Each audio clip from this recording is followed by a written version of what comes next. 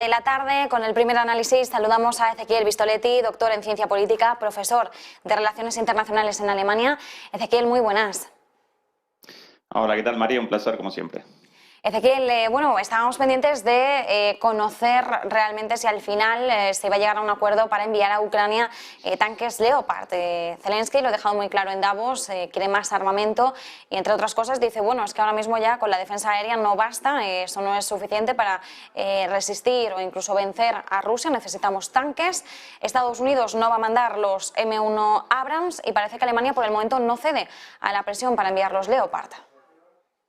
Sí, efectivamente, Zelensky quiere dos cosas: tanques pesados, más allá de los vehículos blindados ya enviados y de los vehículos blindados prometidos por Estados Unidos, por Alemania y por Francia, y quiere misiles de largo alcance con los cuales poder realizar ataques fronteras adentro de Rusia.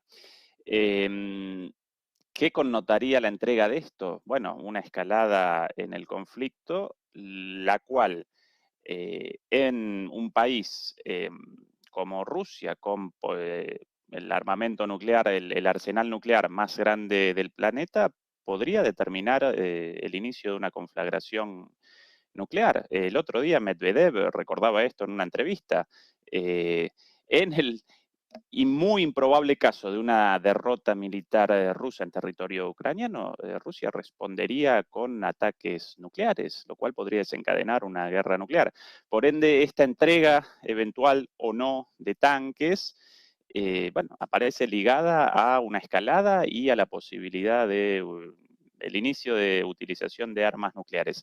Aparentemente, por el momento, Alemania rechaza esto, lo rechaza con toda la lógica, porque esta entrega de tanques simplemente generaría la continuidad de la guerra. La guerra parece estancada más allá de los recientes avances rusos en Soledar, quizás pronto en Bakhmut, importantes pero no determinantes para el final del conflicto en su totalidad. Ni Ucrania pueden reconquistar el territorio invadido por Rusia, ni Rusia puede realizar una conquista de todos los territorios formalmente anexionados tras los referendos llevados a cabo en esos óblasts, en esas provincias.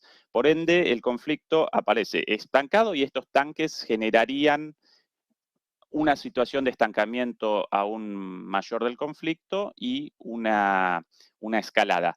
Todo esto para Europa y para Alemania presenta consecuencias desastrosas, en particular para Alemania, por su dependencia del gas ruso, pero en general para toda Europa, por la inflación, por la recesión, por la desindustrialización, por la subordinación total y absoluta de la seguridad europea a los Estados Unidos, y por esta razón Alemania hasta el momento, con cierta lógica, rechaza el envío de tanques, lo rechaza con las características de este gobierno alemán, un gobierno alemán muy moderado, muy temeroso. Entonces no lo rechaza con la iniciativa de una negociación de paz llevada a cabo o llevada adelante por Europa, lo rechaza a medias tintas, como hoy mismo, supuestamente, de acuerdo al ministro Pistorius, el nuevo ministro de Defensa alemán. Alemania a partir de ahora realizará una revisión de de la entrega o no de estos tanques, como si esta decisión fuera a responder a una revisión técnica. En realidad representa una decisión política. Bueno, realizará una revisión y determinará pronto esto, pero por el momento rechaza los envíos, lo mismo que Scholz, o mejor dicho, en línea con lo dicho por Scholz hace algunos días, de acuerdo a reportes de prensa.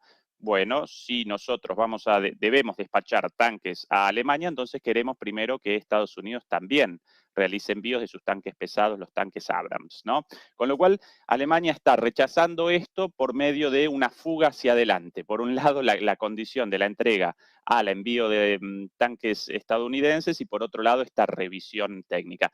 Esa es la forma, de alguna manera, esa es la forma de rechazar esto de un gobierno temeroso y moderado, pero bueno, por lo menos responde a cierta lógica, tanto en lo referente a los objetivos, a las consecuencias de este conflicto para Europa y de su continuidad en el futuro, y a la posibilidad de una conflagración a una escala mucho mayor, con la posibilidad de el uso de armamento nuclear, en cuyo caso Europa aparecería como el primer objetivo de Rusia, sin lugar a dudas.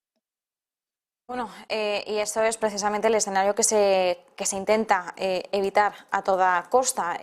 También es cierto que el Kremlin se ha estado pronunciando en estas últimas horas, en un momento en el que tenía lugar esa reunión en Ramstein, en el que se iba a decidir, o en el que al menos Zelensky esperaba en ese encuentro ministerial del Grupo de Contacto para Ucrania que realmente se saliese adelante con su petición de envío de tanques. ¿Qué supone ahora mismo esto para Ucrania y sobre todo cómo tenemos que tomar los últimos mensajes por parte del Kremlin, que ha sido muy tajante? Ha dicho ahora mismo el conflicto en Ucrania está en una espiral creciente y si Occidente le envía más armas, la escalada va a ser inminente.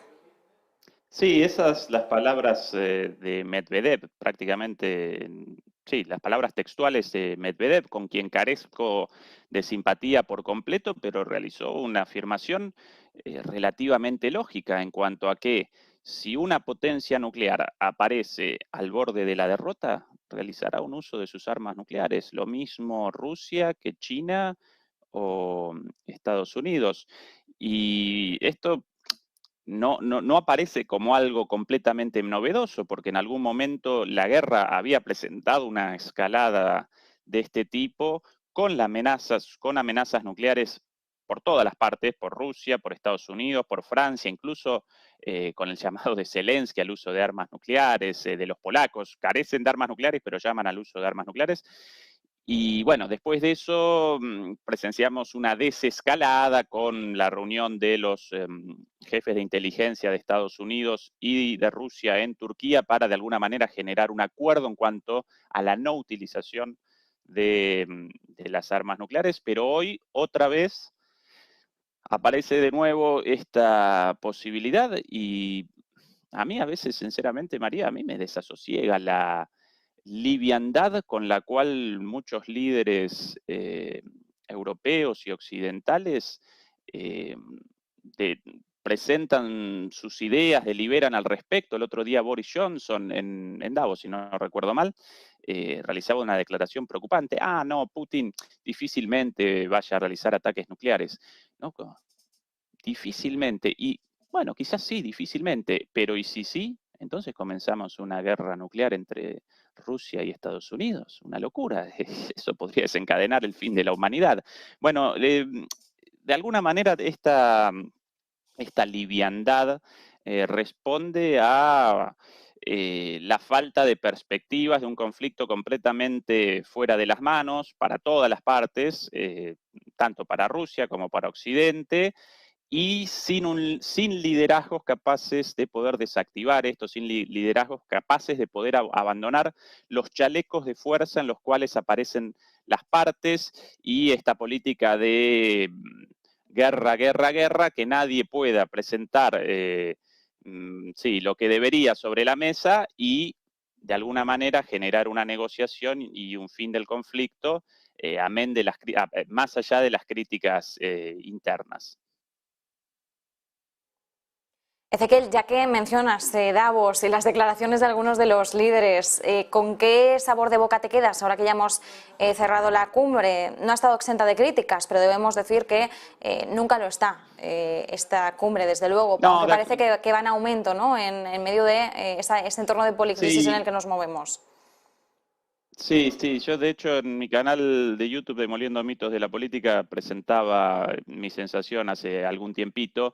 Em, para mí la cumbre de Davos en este momento, si en algún momento determinaba los lineamientos de la economía y política a escala global, o por lo menos podíamos presenciar ahí las futuras tendencias, en esta última cumbre apareció muy claramente la desorientación de los liderazgos en términos generales, económicos, pero políticos también. Eh, Desorientación ante la guerra, en primer lugar, la cual, según todo lo visto en Davos, perseverará en el tiempo, por lo menos a lo largo de este año recién iniciado. Desorientación en cuanto a la inflación, desorientación en cuanto a la recesión, por ahora no tan fuerte como vaticinaban hace algunos meses, pero de todas maneras con escenarios recesivos de aquí al corto y al mediano plazo. Desorientación en cuanto a la cuestión ambiental, naturalmente. Presenciamos un retroceso en cuanto a lo ambiental terrible como consecuencia de la guerra, del aumento del precio de las energías, del restablecimiento del carbón como una energía legítima. Recordemos que el carbón representa la energía fósil más contaminante de todas.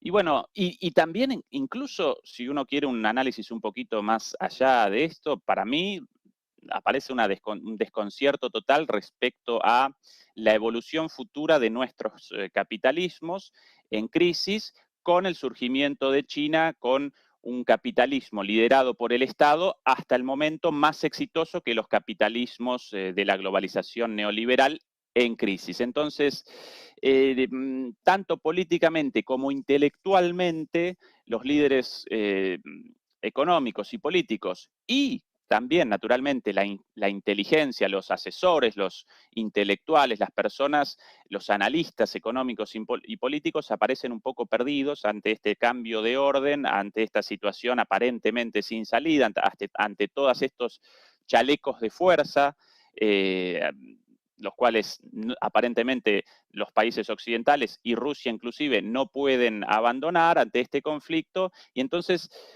de lo que yo pude acompañar esta cumbre, no aparece tan significativa, no aparece tan clara. De hecho, yo presencio cierto desconcierto y por ende la cumbre presenta cierta, ¿cómo llamarlo?, insignificancia con respecto a lo que representaba esta cumbre en el pasado en cuanto a ideas, en cuanto a alineamientos de cara al futuro. Pues nos quedamos con ese análisis. Ezequiel Vistoletti, muchísimas gracias como siempre y buen fin de semana. Lo mismo para vos, un placer y hasta la próxima. Y nosotros ahora ya sí pasamos enseguida